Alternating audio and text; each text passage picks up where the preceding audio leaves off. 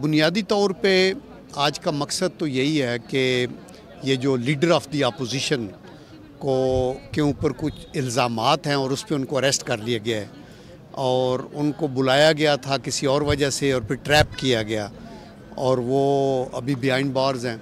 तो इस पे हम प्रोटेस्ट कर रहे हैं कि ओपन कोर्ट में उनका मुकदमा चले और बहुत से लोग हैं जिन पे इल्ज़ामात हैं। जब तक के इल्ज़ामात के अंदर कोई क्रेडिबिलिटी नहीं आती तो उस वक्त तक ये ज़्यादती है, बिकॉज आप अपोजिशन की आवाज़ को बंद नहीं कर सकते। शहबाज साहब कोऑपरेट कर रहे थे उस पर्टिकुलर केस में, बुलाया भी किसी और में और गिरफ्तार किसी और में कर लिया।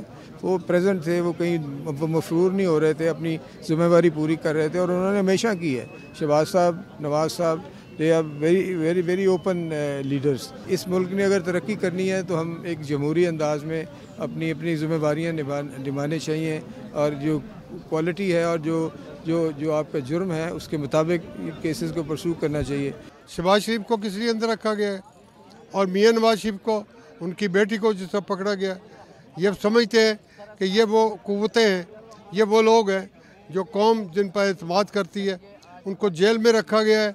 ये पहली दफ़ा हुआ है कि अपोजिशन के लीडर को इस तरह एक झूठे मुकदमे में बुलाकर एक और मुकदमे में गिरफ्तार किया गया है। ये इंतहाई ज़्यादती है, ये कानून और आइन के साथ मजाक हो रहा है और यही हम आगाह करना चाहते हैं।